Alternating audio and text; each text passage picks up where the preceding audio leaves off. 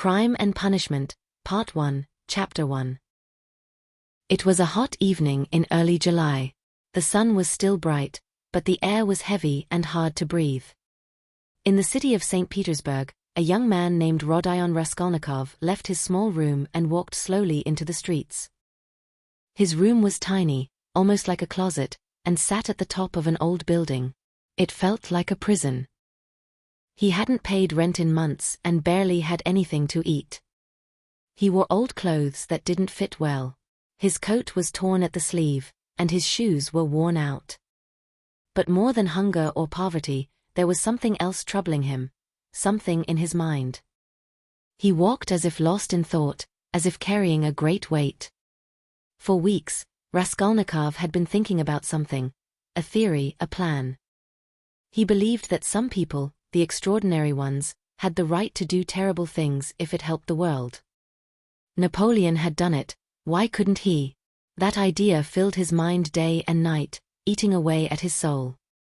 He passed through dirty alleyways and crowded streets.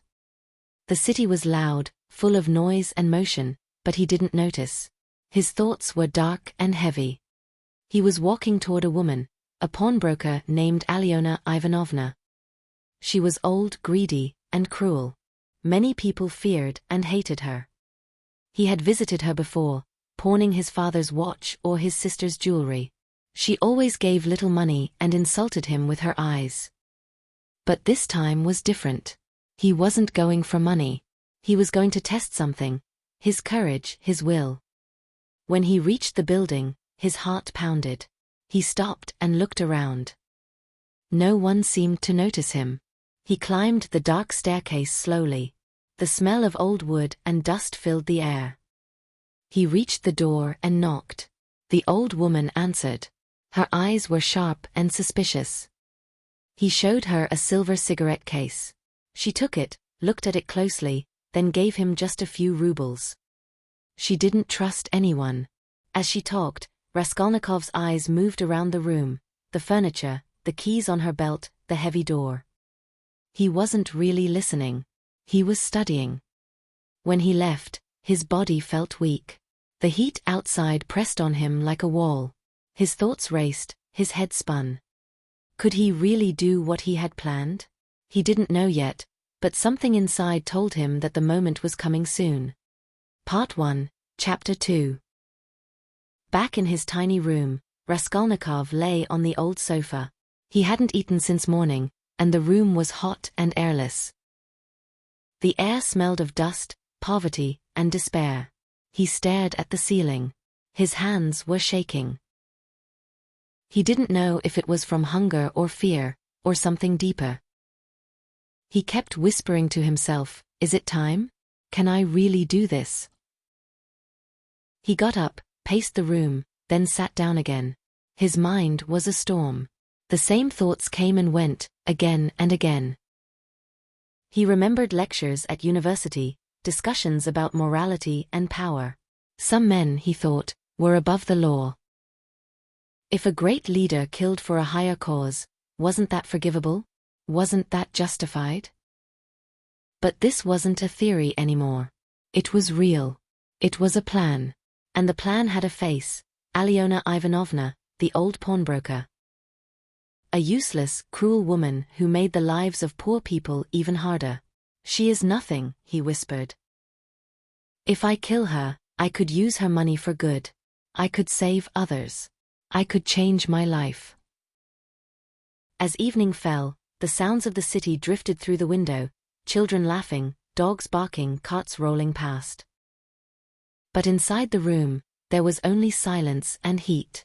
Raskolnikov sat by the window and stared out, lost in thought. Suddenly, he remembered something important. The old woman had a younger sister named Lizaveta. She was simple-minded and kind, very different from Alyona. Raskolnikov had once seen her at the market. She was tall, quiet, always working. He felt a flicker of guilt. What if she's there? He thought. What if she sees me? He tried to shake off the doubt. He stood up, opened a cupboard, and looked inside. There was an old axe under some clothes. His hands trembled as he touched it. "Not yet," he whispered. "Soon." He hid it again and shut the door. Hours passed. He didn't eat dinner. He barely moved. When night came, he finally lay down and closed his eyes, but sleep would not come. His mind was racing with images, of blood, of money, of escape. The plan was no longer just an idea. It had become part of him. Outside, the city fell asleep. But inside that small, hot room, a young man lay wide awake, on the edge of a crime that would change his life forever. Part 1, Chapter 3. The next morning, Raskolnikov woke up late.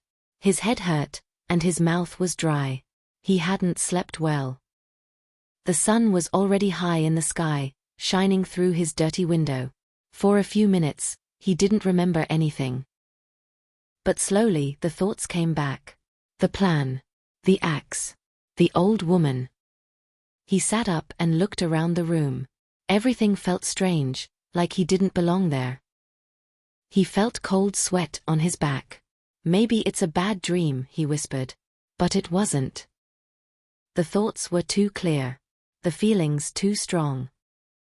He tried to distract himself. He walked to the sink and splashed water on his face. Then he opened the window and looked down. The street was busy. People were walking, talking, working. Life was going on. But Raskolnikov felt like a ghost, standing between two worlds. He needed to go outside. Maybe the fresh air would help. He dressed quickly and left the building. The streets of St. Petersburg were hot and dusty. Horses pulled carts through the narrow roads. Children played near the market. But Raskolnikov didn't see any of it. His mind was still trapped. He wandered aimlessly for hours. Sometimes he turned one way, then suddenly changed direction. He didn't know where he was going. His feet just moved on their own. He passed a church, then a bridge, then a police station.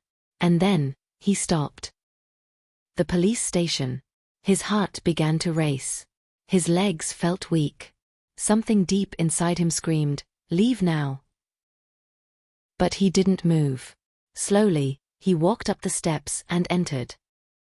Inside, the air smelled of paper and sweat. Officers sat behind desks, writing or talking. A clerk looked up and asked what he wanted. Raskolnikov opened his mouth to speak, but no words came out. His vision blurred. The floor felt like it was moving. Then everything went dark. When he woke up, he was lying on a bench. Someone had brought him water. The clerk looked worried and said, "You fainted. Do you need a doctor?"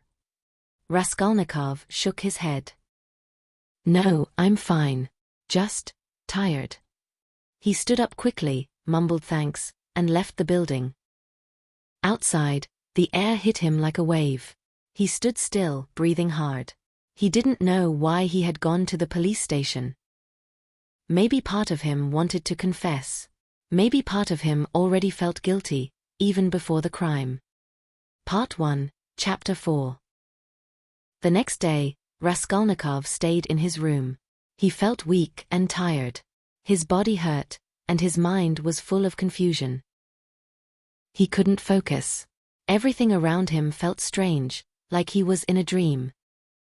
He didn't eat. He didn't wash. He just lay on the sofa and stared at the wall.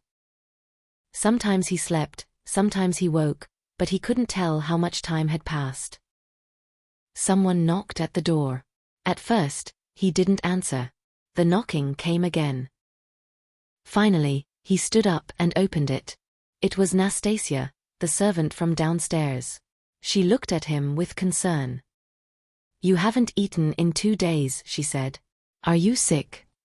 "I'm fine," Raskolnikov whispered. "Just tired." She brought him some soup. He tried to eat but couldn't finish it. Raskolnikov whispered, "Just tired." She shook her head. "You need to take care of yourself. You look like a dead man." Later, he received a letter. It was from his mother. He read it slowly. She wrote about his sister, Dunya. She had found a job working as a governess, but the employer tried to ruin her name. Now, she was engaged to a man named Luzin, a lawyer. His mother hoped this marriage would help Raskolnikov. Raskolnikov felt a storm in his heart. He was angry and ashamed. His mother and sister were sacrificing themselves for him, and he was lying in bed, doing nothing. He hated Luzin already, without even meeting him. "He wants to buy my sister," Raskolnikov muttered. "To control her, so he can control me." He walked in circles, holding the letter, talking to himself. "I must stop this. I can't let them suffer because of me. I have to do something." His face turned pale, but his eyes burned. Something inside him was waking up again. Part 1, Chapter 5. Raskolnikov left his room and walked toward the city center. His head was still full of thoughts, but his body moved on its own. He didn't have a clear plan. He just needed to get out, to breathe, to move. The streets were crowded. People were busy shopping, arguing, rushing. Raskolnikov looked around but felt no connection to anyone.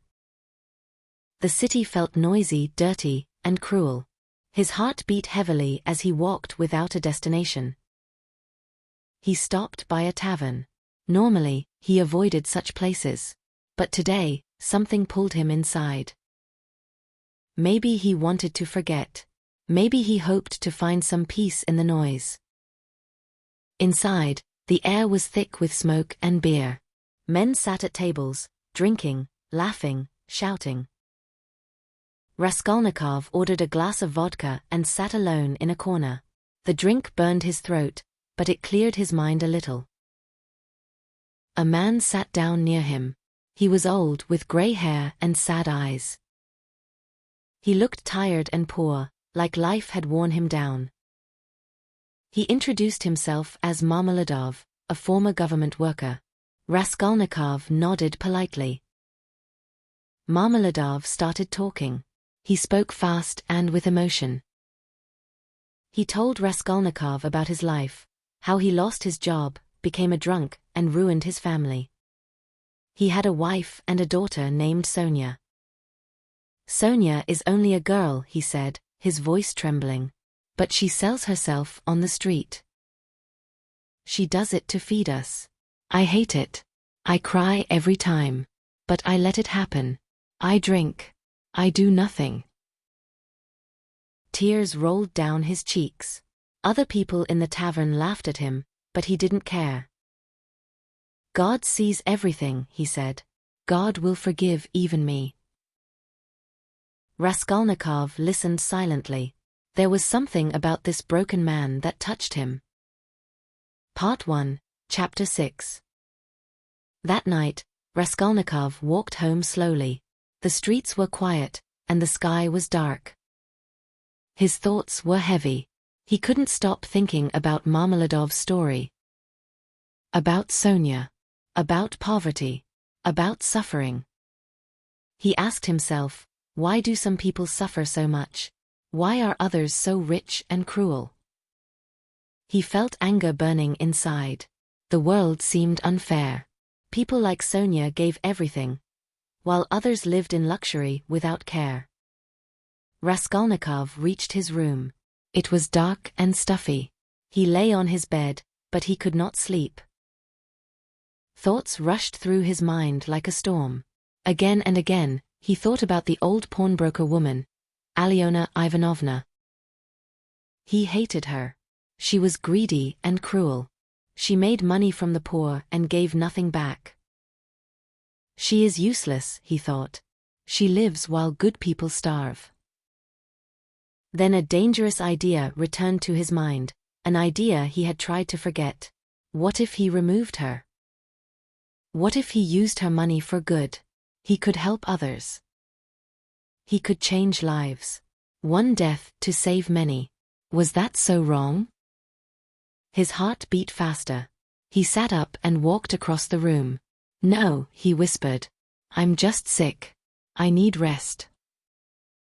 But the thought stayed with him. It waited in the dark, quiet and patient, like a shadow. He took out his old clothes, the ones he wore when he visited the pawnbroker. He looked at them carefully. Then he hid a small axe under his coat. He didn't think. He just moved. As if his body was following a plan without asking his mind. Outside, the night was silent. The city slept. Raskolnikov walked quickly, not looking around. His face was pale. His hands trembled. But still, he walked. Toward the old woman's home. Toward his fate. Part 1, Chapter 7. Raskolnikov climbed the stairs to the old woman's apartment. Each step felt heavy. The axe was still hidden under his coat. His heart beat so loudly, he thought someone might hear it. But the building was quiet. He stopped in front of her door. His hands were shaking. He rang the bell. After a moment, Alyona Ivanovna opened the door slightly and peeked out. She recognized him from before.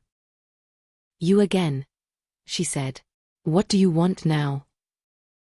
"I brought something else to pawn," Raskolnikov replied, trying to sound calm. She opened the door and let him in. He stepped inside slowly. The room was small and dark.